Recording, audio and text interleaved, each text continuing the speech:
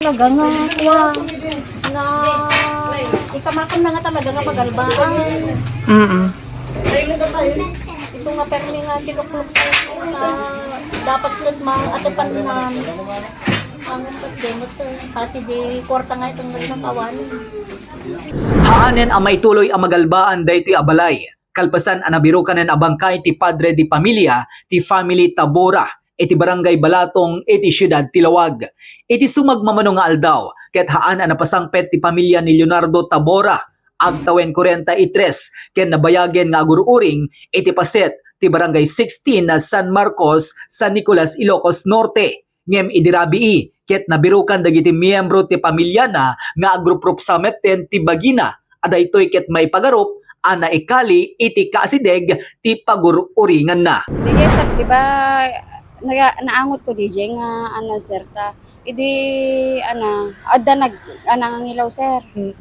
Ket umasadaga maangot ko na bangsit, tada maangot ko nga na bangsit tre. Idi pakapaminggo nga angot-angotik sir nga kita-kita nga tamtam dagan je sir. Awa makita nga maangot ko latang na bangsit iso DJ ko nakadja kadwa nga adam na bangsit ko nak sir.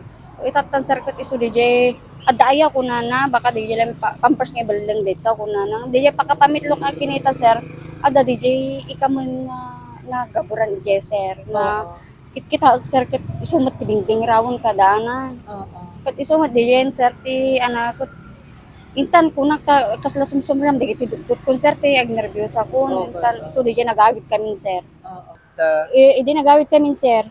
Di ba natamot nga nagawid dala kay ko nga napan nagbunag ti kayo sumangkot da.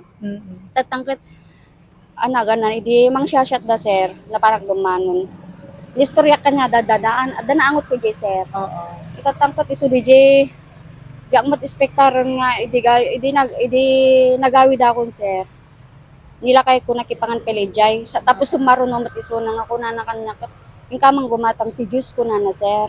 Itatan na pan apa itapang pa nga agpagatang pijus dito kay Rabin ko na DJ napana ko na sir kat DJ gayan pinaglikod ko sir isugayan DJ papanda nga pinangkita ka DJ na bangsit nga ano sir isu DJ nakita panda gayan kinita kan makapungtuta kon sir awan je balay nga masangputa kuso na panak je balay da je na ginumanda pangko din na maghanyo na palabas ni alud ko nakatipeso palayaw na sir. Nagpadaya da ko na daon agawid ako maserte nakalan di cellphone ko tayo inaksaron ngam itatan sir ko mapasungada mbot nga tay mabukas lati egner nervyos da nga sa balik ti rupa dan sir nga di padamag da nga da nakita da jay imbagak nga nabangsit sir. Istorya ti balasang na ang nagtutungtong dapay laeng idi malem ti Sabado iti asideg ti pagtaenganda adaytoy ket adda iti ipapaubrana nga ipaserox na apapeles ti motorsiklo na ngem kunakano ti anak na ket agsublidan to iti aldaw ti Lunes ngem isumeten ti panakaamuda a mapukpukaw ti amada.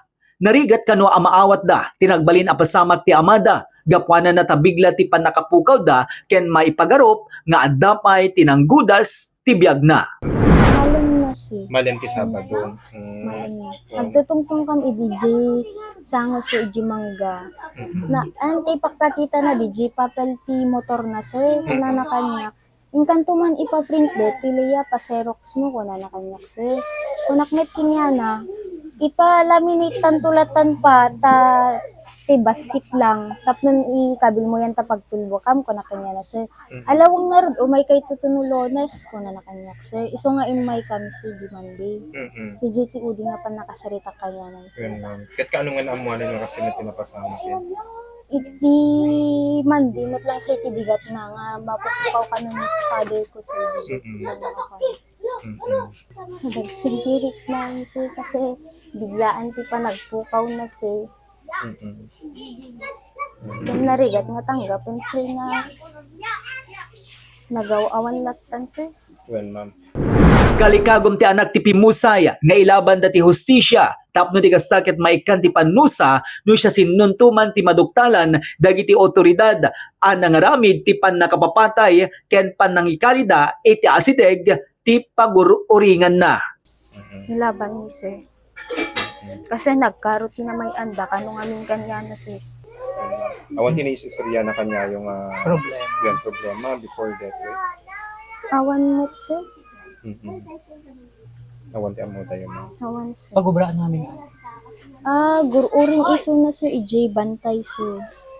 EJ ti paggaw-awidan na, sir. EJ pagturturugan na, sir. Umay lang mga iso na iti balay, sir.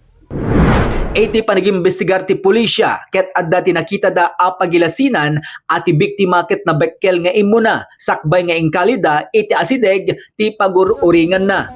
Patyan ti pulisya nga haan na maysa ti akin aramid ti pan nakapapatay ti biktima. Iti pan nakaysaysayan kat tinaon-oneg a panag-imbestigar ti pulisya ket addan dagiti nakita da ang mabalin nga ag-witness tapno di kasta ket maamuan no anya ti pudno apasamak ken no siya sinno dagiti akin aramid ti krimen. At sir, tay initial findings ti Soko, idi itay parbangon. Ket adda sign ti strangulation dito'y tengen na. Okay po, oo. So meaning, ada nang bekkel, suspect tayo. Posible sir nga adot akin aramid deto yun no. Isuturong ti investigation nga dito at madama, nag-follow up ni investigator tayo. At imbaga tay misis dito yung biktima nga Yes, sir. before nga natay, at kakadwa na. Ito yung nag-follow up ni personnel tayo. At then ada